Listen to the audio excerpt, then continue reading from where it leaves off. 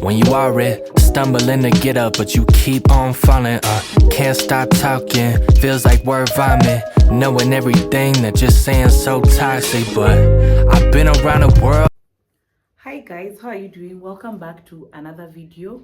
So today we're going to do a very short story time. I hope I won't talk much or dwell much on it, but we're just going to keep it very short and clear. And this story time that I'm going to give, I'm not giving it because I'm bashing anyone or I'm just doing it because I want to create awareness, and I know a lot of mothers or even a lot of people are really struggling when you want to go to work and you have to leave your child behind, or you don't like doing house chores and you just need someone to assist you with the house chores, and maybe you don't have all the gadgets, and maybe at times you're even at home, you work from home, you have all the gadgets, but still you need someone to take care of your child once you have the need to step out.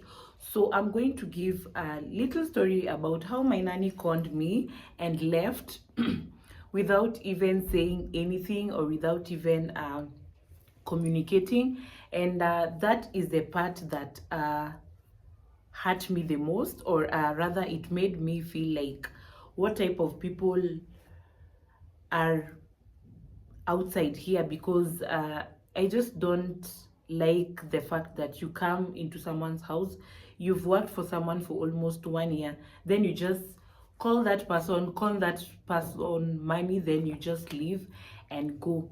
So let me start from the beginning. When she came, I was given the contact by someone else. So when she came to work for me on that very day, actually, she was not the one who was supposed to come work for me. It was another lady, but I don't know how the contacts got mixed up. To an extent, I called her. Then she wasn't even sure of me because it was not me who was supposed to be her employer. So she came on that very day. She was brought by her brother to my house, and my sister was here as usual, and because she's someone I really trust with her opinion on people. And when my nanny came, she was very excited. My nanny was very excited, and I was going through the interview. I needed to do the interview in front of my sister so that, when you're trying to get someone, you can also engage another person so that they can see, or maybe they can remind you of what you've not asked.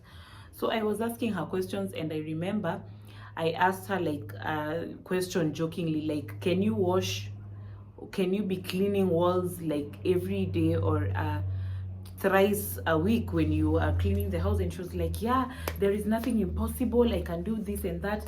And during that time, I know one of you, or even most of you, when you go to interviews and when you're asked, can you work under pressure? Yes.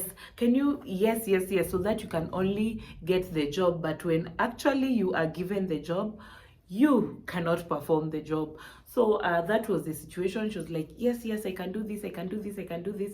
And 1 week, 2 weeks, 3 weeks in, I noticed that she's very slow, and that is not something that was bothering me so much. The fact that she could do her work well even if she's slow, I didn't see that as a bother. Then the fact that she could take care of my baby, I also didn't pay attention to the nays. I didn't pay much attention to the nays. So we continued, and after 1 month now, I started talking. All the time, you're supposed to do this, you didn't do, you're supposed to do this, you didn't do, you're supposed to do this. And in the first months, they are very manipulative. When you tell them this or when you try to correct them, someone cries. And I asked her one day, why do you normally cry when someone corrects you? And she was like, we normally cry because we want to manipulate you so that you can stop quarreling her, or you can stop asking her. And when you see her crying, you're just like, okay, I'm sorry, but you have to do this, and the story inaisha hapo. So that was a red flag, because I was like, oh my god, why are you pretending to be crying and yet you don't feel like crying? And I just left it like that, and I was like, I don't want to talk too much. That is how she is, or that is her response, that is her thinking, or that is her way of just getting through the messes that she has. And I left it at that. So after that we continued, and it became like a song all the time, like, you need to do this, you need to do this. And I got tired, and when I got tired, I think I got overwhelmed. And I can say in my household, I'm the one who's very tolerant, and I am one person who will give you a million chances before I just let it go. But once I let it go, I will never ever, and I mean I will never ever get into contact with you. Even if I meet you somewhere where we are seated together, I'll just look at you, because all of us have been brought here by different intentions. And once I'm done with what I'm doing, I'll leave. I'll never ever talk to you again. Even if you contact me, I'll never pick up your call. So and after I started feeling overwhelmed, and I started feeling like, this lady has become so reluctant in her job. So I don't feel like I want to let her go, because normally when you're a parent, you will understand that you don't want to introduce your kids to so many people, because at times it affects them. Someone is used to this, and my daughter is very emotional. She gets easily attached to people. So when someone comes here and we stay with that person, and they have interacted well, and yeah, they clicked well, she will love that person. Then when it's time to detach, it is chaos. It is chaos. So I was so much worried about her, because also my previous nanny, it was the same case. So I was very worried, and I was like, oh my god, maybe my daughter is just going to see me as a bad person, whatnot, nini nini. And I just left it at that. So I continued complaining, and it was just chaos. It reached a point whereby my husband asked me, is this the job that you're going to do? Because you brought in someone to work for you, but you have to keep on reminding them of the same things that they have to do all the damn time. And he was like, I'm tired. Do whatever you want to do with your nanny, because you're the one who need her most. If you need a change of another person, that is fine. If you need to keep her, that is fine. And so I went to my sister, obviously seeking for advice, and she was like, oh my god, you're very tolerant. I went to my sister-in-law and my friends, and they were like, oh my god, I know that situation is very difficult, but you have to do something about it. So days went by. Then unfortunately the dad passed away, and during that time is when I knew the true colors of this lady. We were just here, even if we had the ups and downs and the hiccups, we were just doing well, despite the fact that at times she used to really annoy me. So when the dad passed away, obviously she went to where the dad used to stay, and she was there with her relatives. And that is the time I realized that she has been lying about a lot of things. And this is someone, if I normally work from home so many times. So at times when you're seated here, she will just come with a lot of stories, and that is a red flag. If you see someone always wanting to talk to you, please tell that person, shut up, or just get out of where I am, or I don't want to talk at this particular time. That is a big red flag. Someone who always has two stories about people, small stories and small gossip. So I used to brush her off, and I'm like, I don't want to talk about anything right now. I am working. So when the dad passed away, she went there. So there was an amount of money that they were being required to give as a contribution. So she called her auntie called me, and she was like, Mama Ishani, this lady works for you, and there is some contribution that she's supposed to give. And I was like, okay. I had already communicated to her that her salary is going to delay with a few days, and it's only remaining like 3 days, then I pay her. And the lady was like, you've not paid her for several months. And I was like, oh my god, can you give her the phone so that I can speak to her? And she was like, these people don't understand. I tried to explain to them and whatnot, and I asked the lady, if you are somewhere and you're working and you don't get paid for those months that you have in question, could you be working at the same place? And the lady was like, no. Then the uncle took the phone, and the uncle talked to me, and he was like, I'm sorry, madam, we are just going to be patient. When you get the money, just send her the money, then she's going to give out the contribution. And you are like, fine. Then 2 days later, she came back to my place, because it's somewhere where she could go and come back. So I used to call her and check up on her and send her text messages, and she used to tell me like she feels so sad, which is very, very natural. And she feels sad because she didn't think that she could lose her dad, and her mom had already passed away. So I was very, very sympathetic, and I used to check on her, call her, send her text messages, whatever she needed. So she came back, and I asked her, I'm the one you're working for.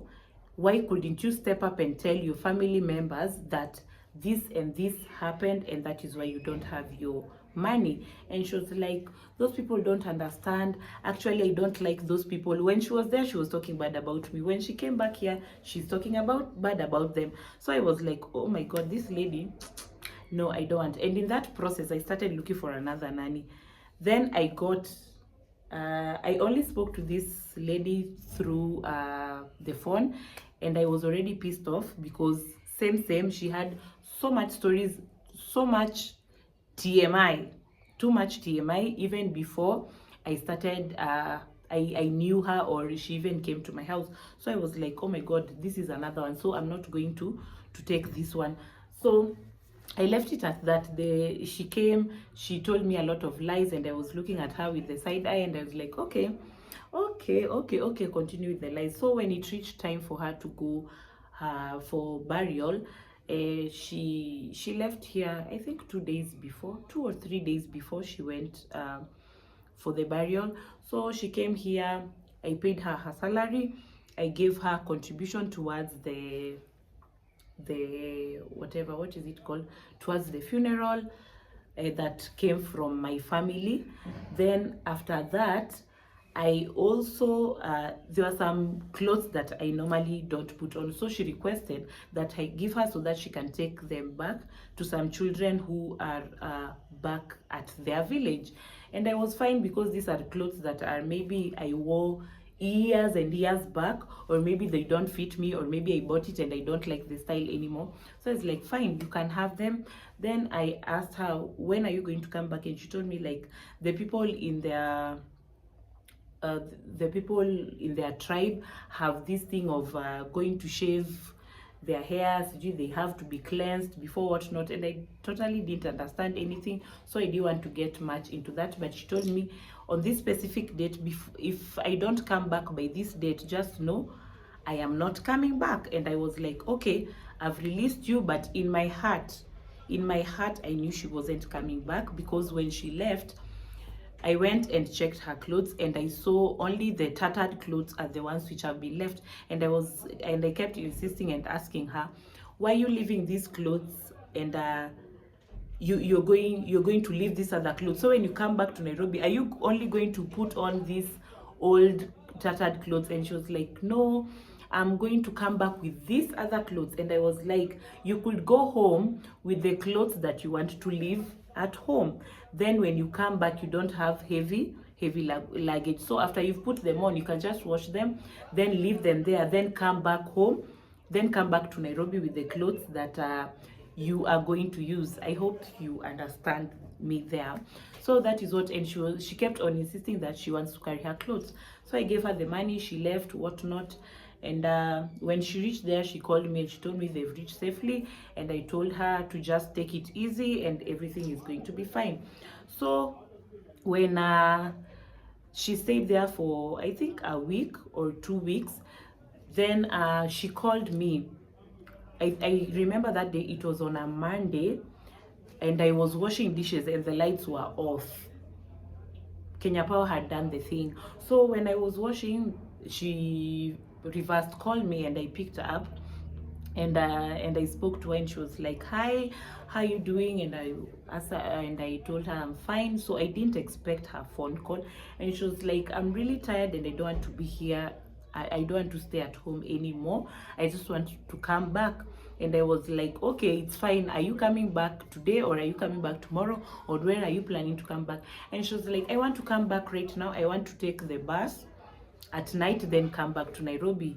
And she was like, and I'm kindly requesting that you assist me with fare. Then when you send me fare, you're going to deduct it from my salary. And I was sorry, my phone was ringing, so I had to just pick up the call, because when someone calls you continuously, at least listen to them. So where was I? So she called me, and she was like, she's tired, she doesn't want to stay at home anymore, and she wants to come back. So I was like, when do you want to come? And she told me tonight, and she told me that she doesn't have enough fare. And I asked her, when you went there, I told you to like keep your money well, because that is what you're going to use. And I asked her, how sure am I that when I send you fare, you'll come back? So at first, the amount that she told me, I lied to her that I don't have that amount. So I called someone who works with these buses, and I asked her, and she gave me an estimate of fare from where my nanny was coming from to Nairobi. And I was like, okay, fine, let me add some amount on top, so that probably she can eat on the way, or even use fare from town to where we live. So I sent her the money.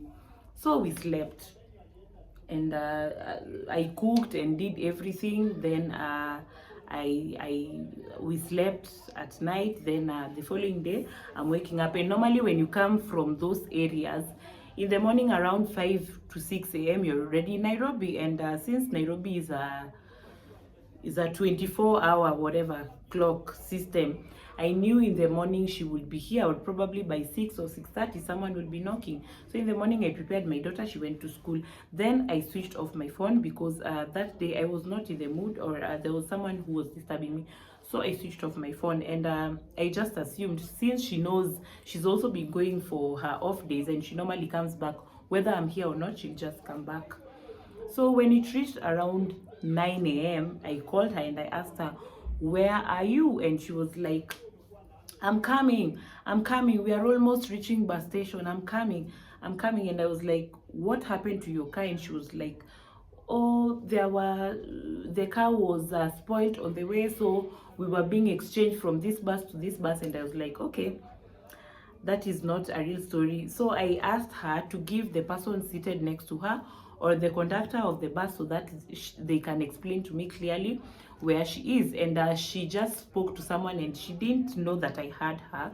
She spoke to someone seated next to her, and she was whispering to that person, tell her that we are nearing bus station, tell her we are nearing bus station. So when I kept on insisting and asking this guy, where are you guys, he was like, we are here, we are coming to bus station. And I was like, oh my god, you guys are lying. So after that, I hung up, I never called her back. Then I tried calling her in the evening, and she also didn't call me back. So after that, 2 days went. Then I called her auntie, who stays with her child back at home. And she was like, we released her, she's in Nairobi, you are not aware. She told me she has already come to your place. And I was like, unfortunately she hasn't come, so don't think that I am with your daughter, because she's not here with me. So I called the brother, and the brother was like, also, I tried reaching her, she's not picking up my calls, but she told me that she is in town and she's coming to your place. So after that, I left that story like that. I texted her and told her never to communicate to me, or never to come back here whatsoever. Yeah, and that is how we cut communications with her. Now I want to narrow down this story to a few points. Number one, when you are employ someone because they can work. Do not employ someone because of sympathy. I remember when the lady came here, she had a lot of sympathy stories. Oh, she was a street child, they lacked food, they did this. And my husband asked me one question: if everyone was working with that notion, or with the poverty whatever mentality, would you be here where you are right now, or would you be working hard towards the good life that you have? Because you want everyone to have sympathy over you. Those days are gone. People are working hard, and people are making it in life despite the background or whatever you went through. when you are young. At times you can just speak about those things lightly, but that is not a burden that you have to carry all your life. So number one, employ someone because they can work. Do not employ someone because of sympathy or because this is so and so's child or this is so and so's relative, because once the lady leaves the job, or the gent or whoever you have employed, because this is a sister to so and so, this is a daughter to so and so, you are going to create a rift between you and your friend, or between you and your workmate, or between you and the person who gave you that person. So employ someone because they are qualified to do the job. Number two, these people who are always coming to you with other people's stories and just looking for stories, that is a red flag. That is you cannot just sit and be quiet when you're doing someone. When you're doing something, you just have to talk all the time. That is a red flag. And I would insist, if you are getting a nanny, please let them use their money, because when you are going to look for employment, does the employer pay you so that you have fare?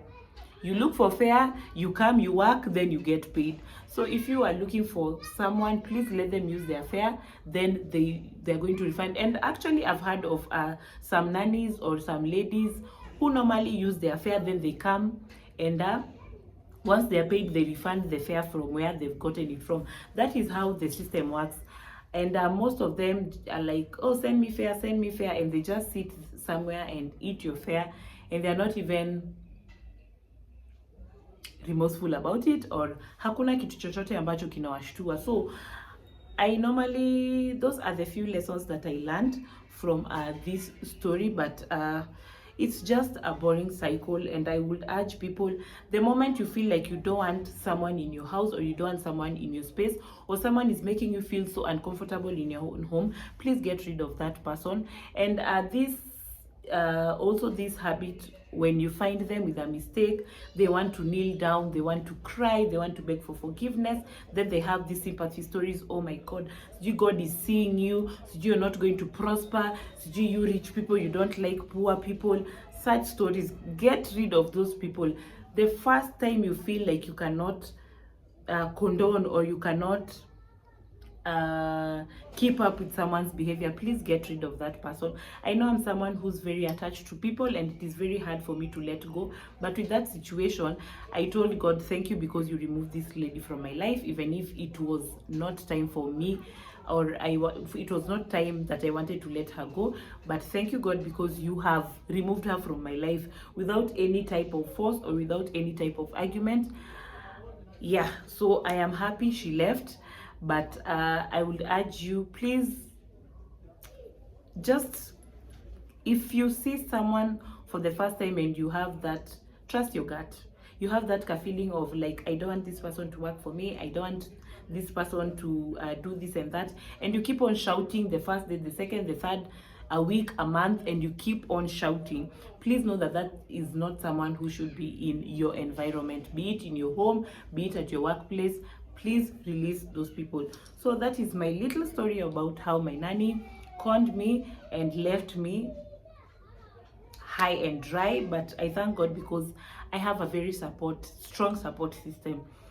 I have so many people around me who are always there for me, whether I want to leave my child, whether I want to travel, whether I want to do anything. I have a very strong support system. So guys, please check out or be on the lookout when employing these nannies who take care of your kids, because at times it might be challenging, or at times you might also be like, you're very busy, and maybe you're like, I just want someone to sit with my child because I have to work or some. Please take your time, anyway guys, that is the end of my story, and I just wanted to share this with you. Then I hope it has taught you a thing or two, and thank you so much for watching this video. Bye bye.